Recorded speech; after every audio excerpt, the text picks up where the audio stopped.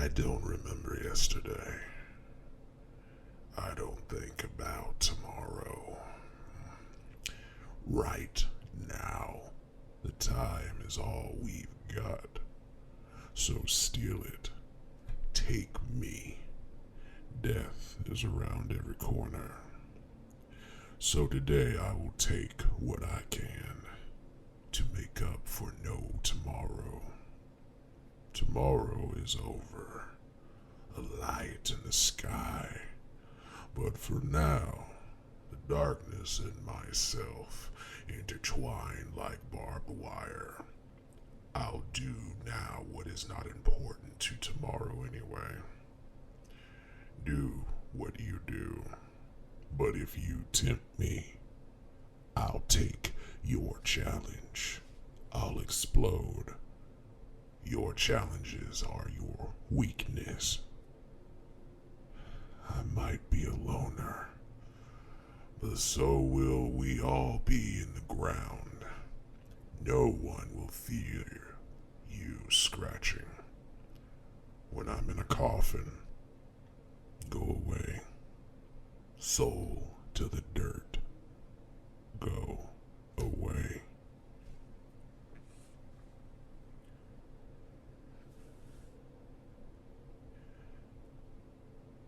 For the last couple of years, I have been a very interesting person. I have been on the hearts, the souls, and the tongues of many because I have always put myself intentionally or unintentionally into the light of everyone around me. And the reason why is because, well, this is professional wrestling. And the greedy shall inherit bountiful treasures, while the patient starves and becomes worms in the ground. I am the epitome of reality. I am the epitome of somebody who lets not his past, present, and future dictate what kind of person he needs to be, or in some cases, pretends to be. Reality has become such a flimsy word nowadays. Reality. Too many people use that word, too many entities use that word, yet their reality is just one of many. Reality, well, depending on who you talk to, reality does not exist, though maybe it does. Who knows? We live in a world of chaos. There is no such thing as balance. But that's not what I'm talking about, is it? No. I'm not talking about everybody breaking. I'm not talking about this senseless war that is waging between two sides that just boils down to everybody thinking it's one thing when it's another. I mean, one side just wants to destroy everything because of the inner machinations of a bitter man that never got his good start as a wrestler. That's what it boils down to, Kenshiro. You're doing all of this because you just want to destroy the very thing that brings joy to others because you couldn't find joy in it. While everybody else is trying to fight to stop that, Others are fighting because of morality reasons. Good triumph over evil.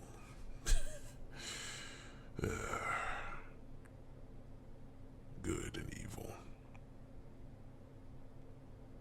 Such petty ideals that at the end of the day do their job. And what is that job exactly? Simple.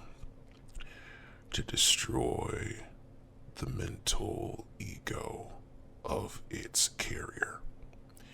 Evil destroys a man or woman in the inside out, and good does the same thing, but a lot more slower. Being good numbs your mind, it numbs your thinking, it turns you into the very thing that sooner or later you will despise becoming. Because a good natured man is forever cursed to either die that hero or live long enough to become the villain. And it's a vicious cycle that always happens over and over and over and over again. And with that comes its hypocrisy and its issues, and people believing that they're good or trying to be, or try to have the Bruce Wayne mentality and be a Dark Knight or a crusader of justice under the guiles of the shadows, not realizing that you are just one big toe away from jumping into the abyss. To hell with blinking. You will lay in bed with her.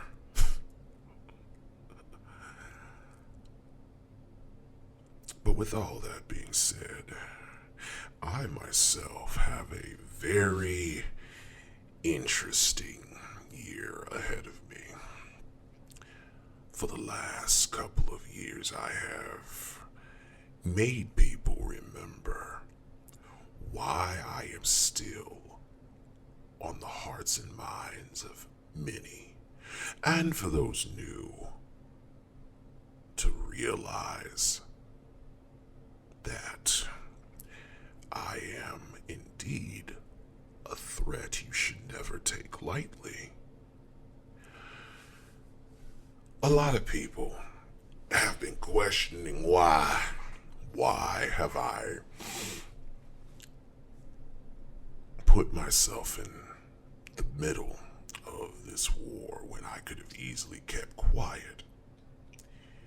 You see, as repetitive as this may look and sound, even I'm not going to ignore the obvious tonal shifts that are subtly happening, because sooner or later this will affect everybody. Whether people want to say it won't or not, it will. So I figured I would make myself clear right then and there. I care not for your war. I care not of who good or who bad. Honestly, you both have your problems. Simple. I am my own one-man army and my own one-man crusade, and my crusade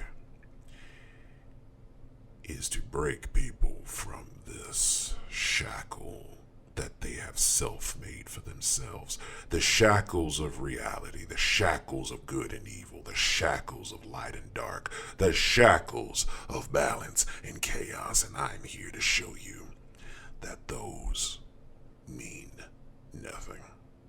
They are just ideals, guidelines created by some individual with way too much power and time on his hands that have gone a generation down and a generation down to the point where humanity and modern society as a whole live through those ideals.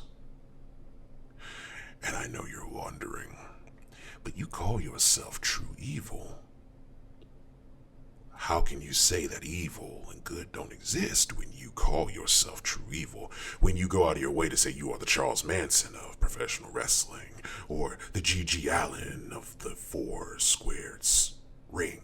Why do you do that? Simple. I call myself true evil because what is more evil?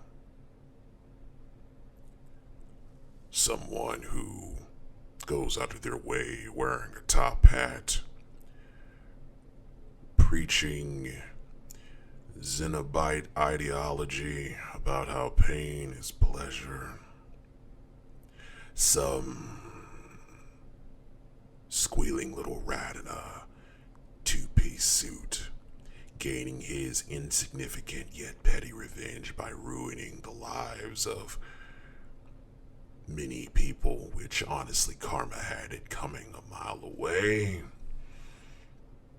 No, what makes me evil is simply this. I don't believe in evil or good. I don't believe in the concepts and constructs that you are trying to preach to others. I don't believe in justice, nor do I believe in injustice. I don't believe in a lot of things. That's what makes me evil. What makes me true evil is that I don't have an attachment to personal desires. I don't have that kind of commitment. I just do what the hell I want to do with no commitment attached and go on with myself if it doesn't work out. Which leads me to one particular thing. At Ashes of Eden, clever name by the way, I get to face Sly Cooper and Charles Schultz for that oh so decadent UWL World Heavyweight Championship. The belt everybody in that company wants, yet I could care less. Yet I'm in this match. Why? 'Cause Sly wants to, on one hand, beat me and be the big towering hero that beat the big bad Vin Taylor, while also, like everything in Charles's life so far, pity poor Charles Schultz for everything that's gone on with him, and give him a world title opportunity. But the thing is, that outcome is not going to go the way you think, Sly. Because you're going to be too busy trying to one-up everyone in that match. And your way is going to take me out, and you're going to forget that Charles even exists. But don't worry, Charles is going to forget that you exist because he's going to go after me. So it looks like it's just going to be a 2-on-1 handicap match, which I don't care. Looks like the odds are in my favor, honestly.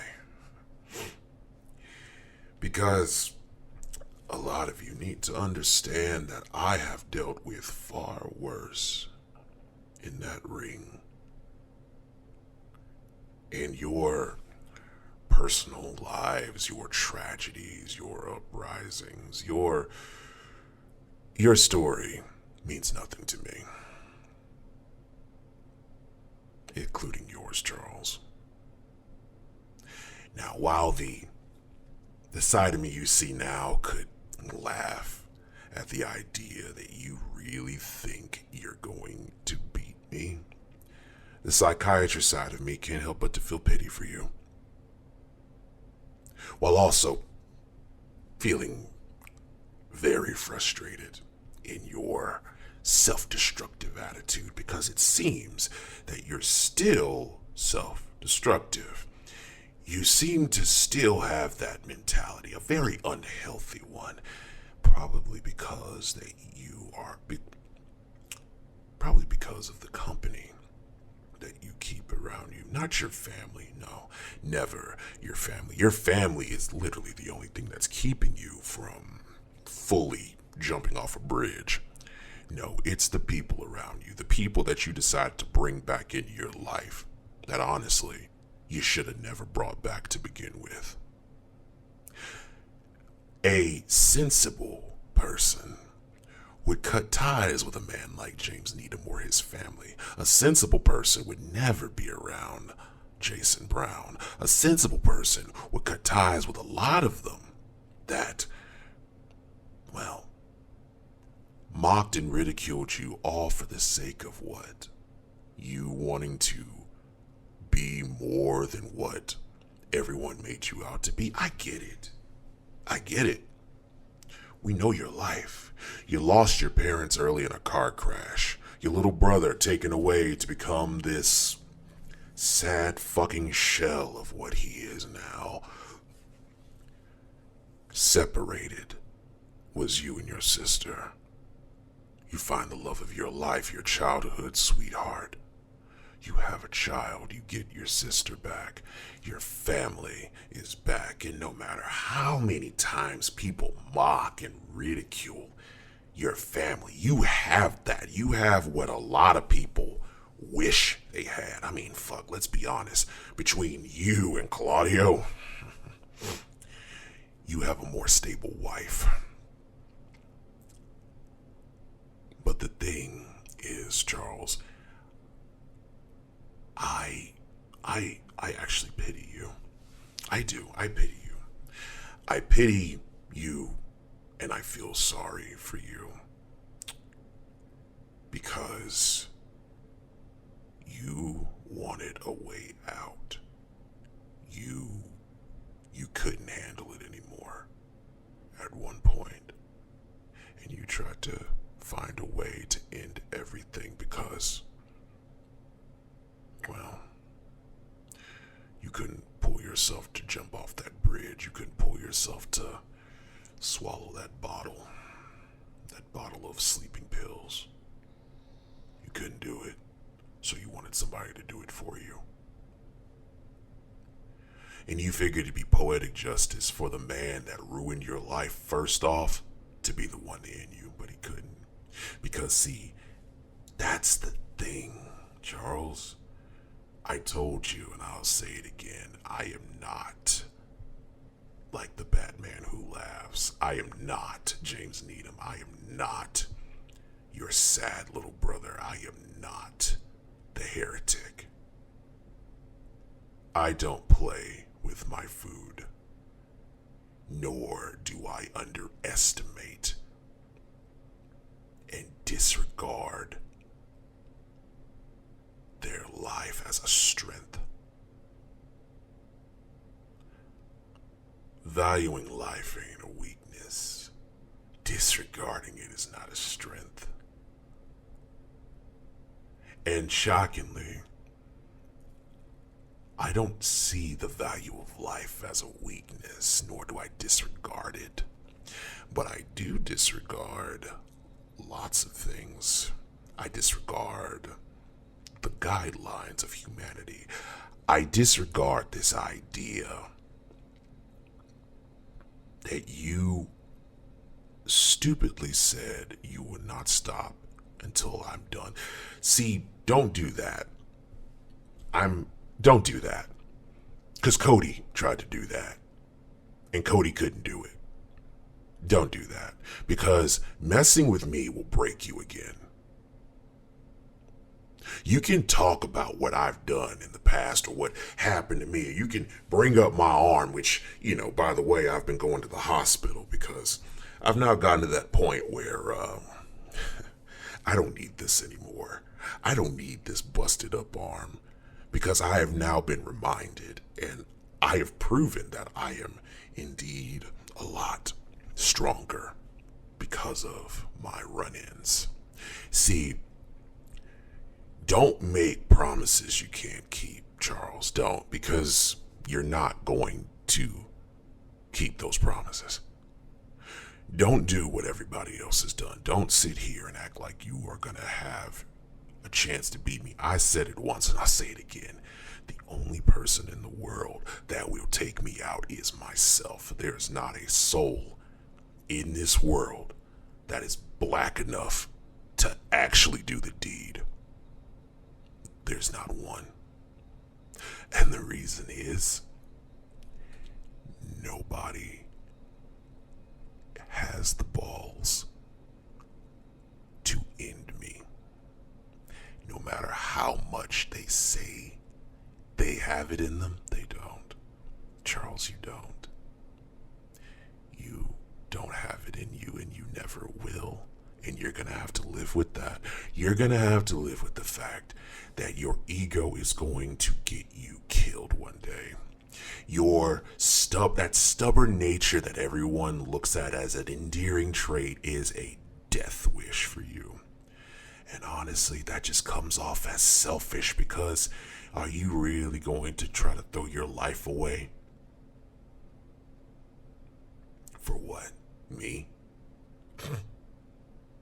Come on. You got a wife and a family at home. Are you really that selfish? Come on now. Come on, Charles. That is a bit selfish of you, don't you think? I think you need to be careful. I think that suicidal mindset is starting to show again. I think you need to calm that down. See, worry more about the Batman who laughs, who dared attack your family. Worry more about Bruce Wayne's nightmare in a gimp suit. Don't worry about me. But you're mistaking that as something of me being scared of you. I'm not. Oh, I'm not. You are not scary. I do not scare easily. I am not a man who is terrified by a suicidal individual. No, I'm not. But at Ashes of Eden, you and I are going to dance a dance. And Sly, you're going to be involved. But the problem is, none of you are coming out that victor. See, I guess I'm just going to have to continue this mission of mine. Because now, I just want to beat the both of you. I don't care if I win the belt or not, but I am going to enjoy the power I get when the smoke clears, the bell is rung, and they find both you, Charles and Sly, laid out in a pile of your failures, your broken promises, and your broken spirits and dreams. And I stand tall, holding something that I don't even care about, painting a bigger target on me. Because I enjoy the looks on everyone's face, the fear in everyone's eyes when they realize that the one man they never wanted to have hold a belt, holds all the power.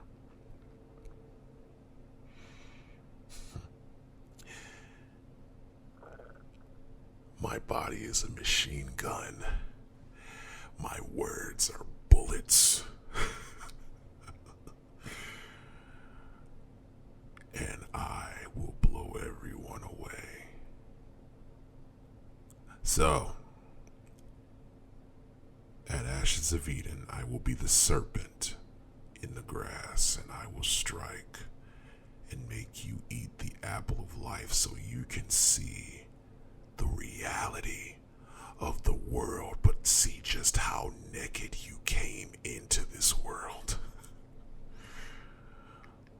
I'll see you then.